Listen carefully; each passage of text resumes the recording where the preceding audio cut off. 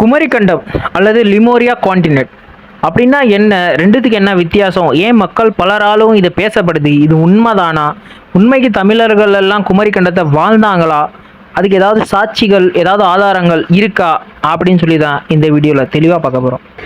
லிமோரியா continent அப்படின்னு சொல்லிட்டு இதுக்கு எப்படி நேம் வந்துச்சுன்னு சொல்லி பார்த்தா, பிரிட்டிஷ்க்கு சேர்ந்த பிலிப்ஸ் கிளாட்லர் அப்படின்னு சொல்லக்கூடிய விலங்குகளை ஆராய்ச்சி செய்யக்கூடிய ஒரு ஆராய்ச்சியாளர். இவர் என்ன பண்ணுறாரு, 1864 காலகட்டத்தில் இந்தோனேஷியாவில் உள்ள மடகாஸ்கர் தீவில் ஒரு ஆச்சரியத்தை பார்க்குறாரு. என்னடா அப்படின்னு சொல்லி பார்த்தா, அங்கே ஒரு குரங்கு உயிரினம் இருக்குது. அந்த குரங்கு உயிரினம் அது பேர் தான் லிமூர் குரங்கு. இந்த லிமூர் குரங்கு இது என்னடான்னு சொல்லி பார்த்தா, அங்கே மட்டுமே வாழக்கூடிய ஒரு குரங்கு உயிரினமாகவே இருக்குது. ஸோ இதுலேருந்து ஒரு 100 கிலோமீட்டர் தள்ளி தான் ஆஃப்ரிக்கா இருக்குது. ஸோ ஆஃப்ரிக்காவில் இந்த லிமூர் உயிரின வகைகள் இருக்கான்னு சொல்லி பார்த்தா அங்கே இல்லை. ஏண்டா அப்படி சொல்லி பார்த்தா, இது வந்து கடல் கடந்து போகக்கூடியது கிடையாது. ஸோ கடல் நடுவில் இந்த உயிரினம் இருக்குது. ஸோ கடல் கடந்து போகாது. அப்படி இருக்கும்போது மடகாஸ்கர்லேருந்து இந்தியாவுக்கு ஒரு 5000 கிலோமீட்டர், குறைஞ்சது 4500லேருந்து 5000 கிலோமீட்டர் இருக்கும். ஸோ 5000 கிலோமீட்டர் கடந்து இங்கே வந்து லிமூர் குரங்கோட எலும்புகள் கண்டெடுக்கப்படுது நிறைய இடத்துல. ஸோ ஒரு உயிரினத்தோட இப்படி கடல் கடந்து இந்த உயிரினம் போகாது. அப்படி இருக்கும்போது இந்தியாவில் மட்டும் எப்படி இதை கண்டெடுக்கப்படுது ஒரு ஆச்சரியமாக அவர் நினச்சிக்கிட்டே இருந்திருக்காரு. ஸோ மடகாஸ்கர்லேருந்து பார்க்கும்போது வெறும் கடல் மட்டுமே தெரியுது இந்தியா வரைக்குமே. ஸோ என்னடா இப்படி கடல் மட்டுமே இருக்குது, இது கடலில் அப்படி மாறாதே போகாதே அப்படின்னு சொல்லி அவர் ஆச்சரியமாக யோசிச்சுட்டு இருக்கும்போது அவரோட ஐடியா மைண்டில் வருது. என்னடா அப்படிங்கும்போது, ஸோ இதில் இங்கிருந்து இந்தியா வரைக்கும் ஒரு நிலப்பரப்பு இருந்திருக்கணும், அந்த நிலப்பரப்பில் தான் அந்த உயிரினம் வாழ்ந்துருக்கணும் அப்படின்னு சொல்லிட்டு ஒரு கிளாரிஃபிகேஷனுக்கே வராது. ஸோ அந்த நிலப்பரப்பு எங்கிருந்து, மடகாஸ்கர்லேருந்து இந்தியாவிலேருந்து ஆஸ்திரேலியா, இந்த அளவுக்கு ஒரு ட்ரையாங்கிள் ஷேப்பில் இந்தோனேஷியாவில் பெரிய நிலப்பரப்பு அப்படின்னு சொல்லிட்டு குறிக்கிறார். அந்த நிலப்பரப்புக்கு பேர் அவர் வச்சது தான் லிமோரியா கான்டினென்ட். இந்த லிமூர் குரங்கு தான் இங்கேருந்து இங்கே, அதனால் அவர் லிமோரியா கான்டினென்ட் அப்படின்னு சொல்லிட்டு நேம் வச்சுருக்கார். ஸோ இந்த பிலிப்ஸ் கிளாட்லர் இவர் இருந்துக்கிட்டு என்ன பண்ணுறாரு, இங்கே மிகப்பெரிய நிலப்பரப்பு இருக்குது, அது கடலுக்குள்ளே மூழ்கிடுச்சு, வாங்க அதை ஆராய்ச்சி பண்ணி கண்டுபிடிக்கலாம் அப்படின்னு சொல்லிட்டு அங்கே இருக்கிற கவர்மெண்ட் கிட்ட ரிக்வெஸ்ட் வைக்கிறாரு. ஸோ அங்கே இருக்கிற கவர்மெண்ட்டுமே இருந்துக்கிட்டு என்ன பண்ணுறாங்க, ஸோ இதை பற்றி ஆய்வு செய்கிறதுக்காக ஒரு ஆராய்ச்சியாளரை அனுப்பி வைக்கிறாங்க. ஆராய்ச்சியாளர் இருந்துக்கிட்டு என்ன சொல்கிறாரு, இங்கே அவ்வளோ பெரிய நிலப்பரப்பு இருக்கிறதுக்கான வாய்ப்பே இல்லை அப்படின்னு சொல்லிட்டு சொல்கிறாரு.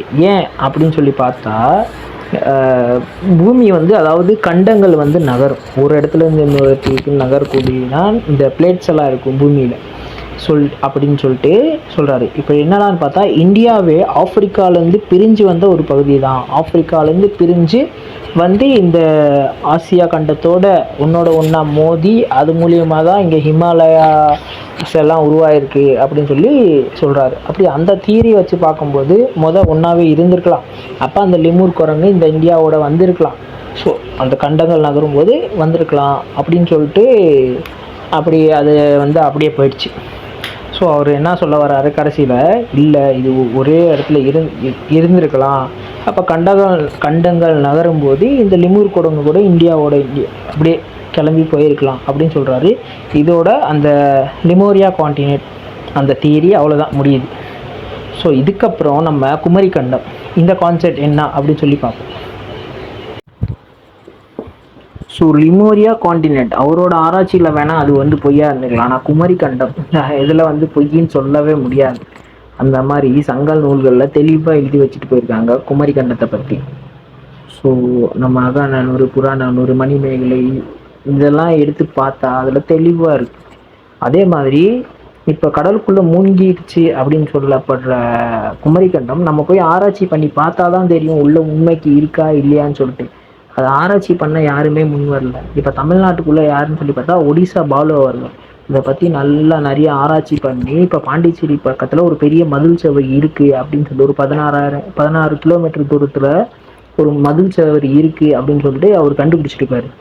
ஸோ நம்ம இந்தியன் கவர்மெண்ட் வந்து முன் வர மாட்டாங்க. யோசிச்சு பாருங்க, இந்த மாதிரி ஃபஸ்ட்டு ஆஃப்ரிக்காவில் தான் முதல் உயிரினம் தோன்றிருக்கு அப்படின்னு சொல்லி சொல்கிறாங்க.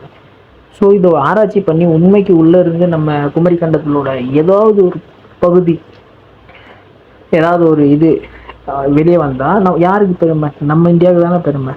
ஸோ அதை தாண்டி தமிழர்கள், அதாவது குமரிக்கண்டத்தில் தமிழர்கள் தான் ஆட்சி செஞ்சுருக்காங்க, அங்கே தமிழர்கள் தான் எல்லாமே கட்டிடக்கலையிலேருந்து இப்போ தானே நம்ம இவ்வளோ பெரிய வீடு வீடு எல்லாமே பார்த்துக்கிருக்கோம்.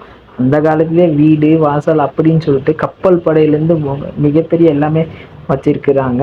அப்போ நம்ம இப்போ சொல்லி பார்த்துக்கிறோம்ல, பஞ்சாங்கம் ஜாதகம் எல்லாமே இத்தனை கிரகங்கள் இத்தனை கோள்கள் இதெல்லாம் அந்த காலத்திலே அவங்களே கணிச்சிருக்காங்க. ஸோ இந்த குமரிக்கண்டை எங்கே தான் போச்சு அப்படின்னு சொல்லி பார்த்தா, மிகப்பெரிய ஒரு விண்கல் வந்து மடகாஸ்கர் பக்கத்தில் ஒரு தீவில், அதாவது மடகாஸ்கர் பக்கத்தில் இந்த குமரிக்கண்டின் மேலே விழுந்து, அது இல்லாமல் இயற்கை மாற்றத்தால் கடலுக்குள்ளே முழுங்கிருச்சு அப்படின்னு சொல்லி சொல்கிறாங்க.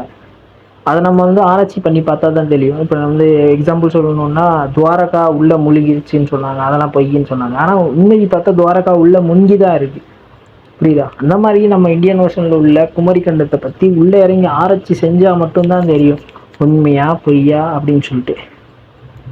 அதே மாதிரி சரி பார்த்தீங்கன்னா இன்னொரு விஷயம், ஸோ ஆஸ்திரேலியாலையும் ஆஸ்திரேலியாலையும் ஆப்பிரிக்காலையும் எத்தனையோ பேர் இன்னும் தமிழ் பேசுகிறாங்க.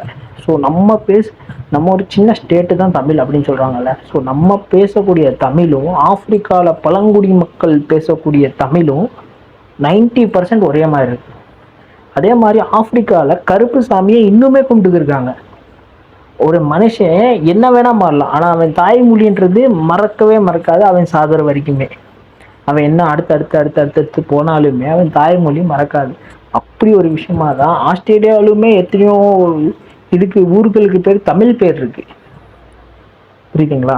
ஸோ தமிழே குமரிக்கண்டத்தில் வாழ்ந்தேன் இருந்தேன் அப்படின்னு சொல்றதுக்கு எத்தனையோ ஆதாரங்கள், எத்தனையோ ப்ரூஃப்கள் எல்லாமே இருக்கு. ஆனால் இந்தியா கவர்மெண்ட் அரசாங்கம் வந்து உள்ள ஆராய்ச்சி பண்ண யாருமே வரமாட்டாங்கன்றது தான் கவலை.